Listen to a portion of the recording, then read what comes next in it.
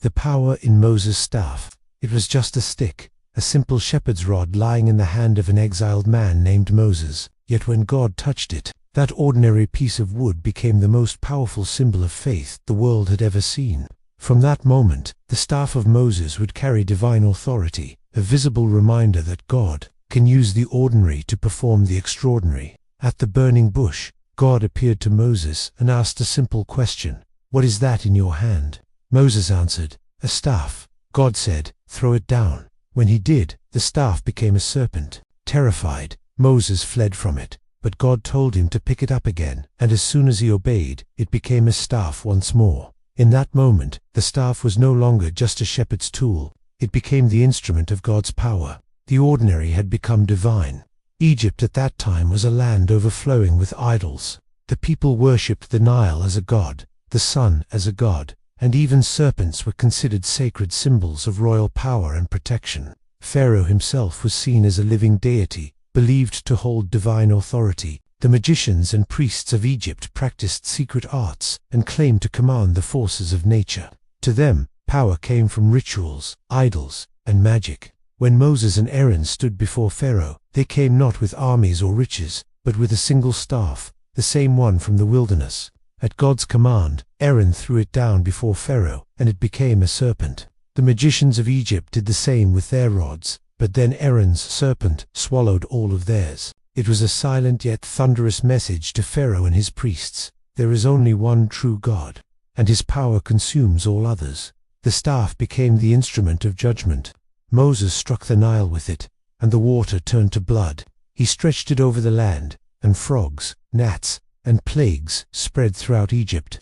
Each plague was not random, it directly challenged one of Egypt's gods. When darkness covered the land, it mocked Ra, the sun god. When the Nile turned to blood, it humiliated Hapi, the god of the river. Through the staff, God was not only freeing his people from slavery, he was dismantling an empire of idols and false worship. Then came one of the greatest miracles in history. Standing at the edge of the Red Sea, with Pharaoh's army closing in, Moses lifted the staff high as God commanded. The wind began to roar, the sea began to part, and the waters rose like walls on both sides. The people of Israel crossed on dry ground, and when the Egyptians pursued, the waters crashed back, swallowing them completely. In that moment, the staff became the bridge between fear and faith, between death and deliverance. Later, in the dry wilderness, when the Israelites thirsted and complained, God again used the staff as his channel of provision. He told Moses, "Strike the rock with your staff." When he obeyed, water gushed out from solid stone. The same instrument that brought judgment upon Egypt now brought life to God's people. Miracle after miracle, the pattern remained the same: not magic, not power in the stick, but obedience to the voice of God. When Israel faced the Amalekites in battle, Moses again carried the staff, now called the staff of God, as Joshua led the army. Moses stood on a hilltop, lifting the staff toward heaven. As long as his hands were raised, Israel prevailed, but when he grew tired and lowered them, the enemy began to win. So Aaron and Hur stood beside him and held his arms steady until sunset, and Israel won the victory. That moment revealed a powerful truth. The staff was not a weapon, it was a symbol of dependence. Victory came not through strength or strategy, but through trust and persistence in God's presence. Throughout the journey, that same staff was a constant reminder of God's faithfulness. It showed that he works through what we already have in our hands, not what we think we lack. It wasn't about the staff itself. It was about surrender. It was about faith. It was about obedience. The staff reminded Moses and all of Israel that miracles flow when human hands obey divine instruction. In the ancient world, every religion had sacred objects, idols, charms, and symbols of supposed power. But God chose something humble, a shepherd's rod, to reveal himself. While Egypt bowed before golden statues and carved serpents, God used a piece of dry wood to perform wonders.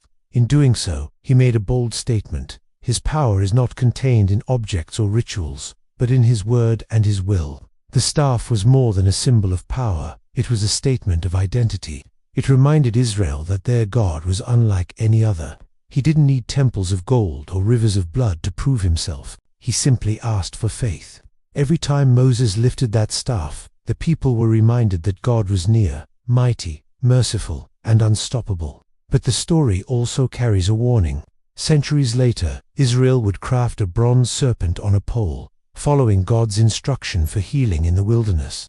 Yet over time, they began to worship that serpent itself. What was once a symbol of faith became an idol. King Hezekiah eventually destroyed it, calling it Neashtan, meaning just a piece of bronze. The lesson is timeless. Never mistake the symbol for the source. The staff, the serpent, the miracle all point back to God, not to human power or tradition.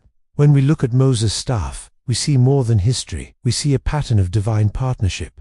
God doesn't act apart from people. He invites them to participate.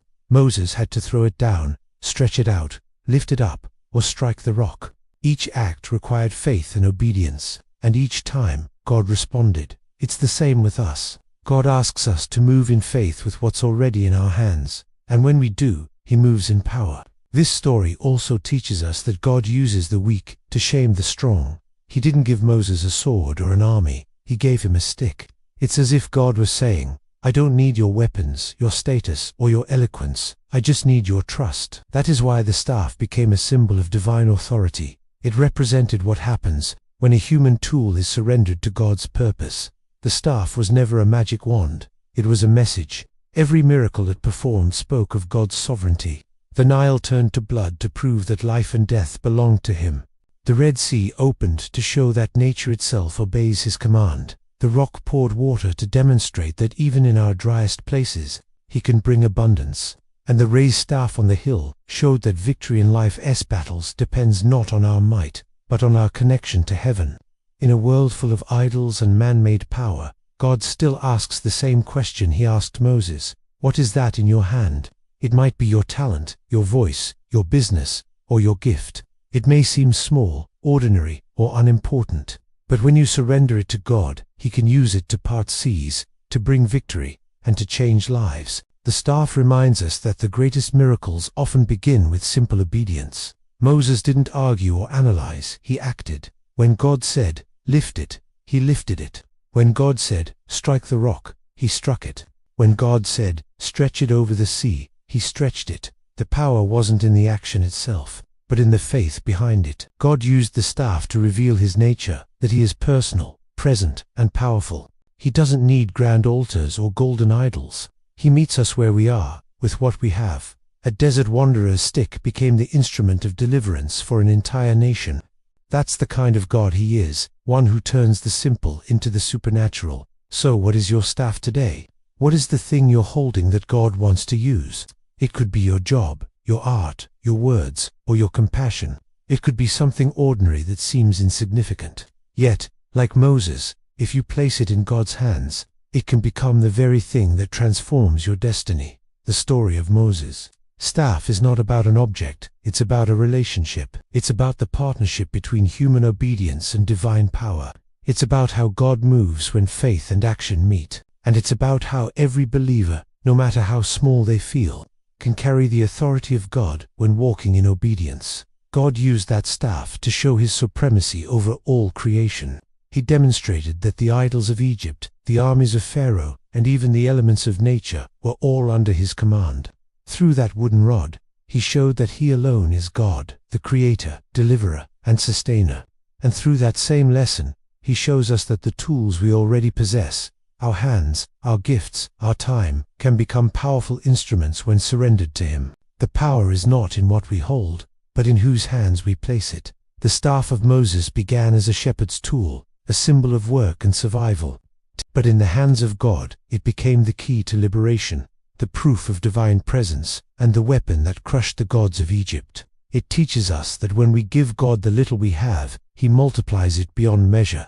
Today, God still works the same way. He doesn't look for perfection, He looks for surrender.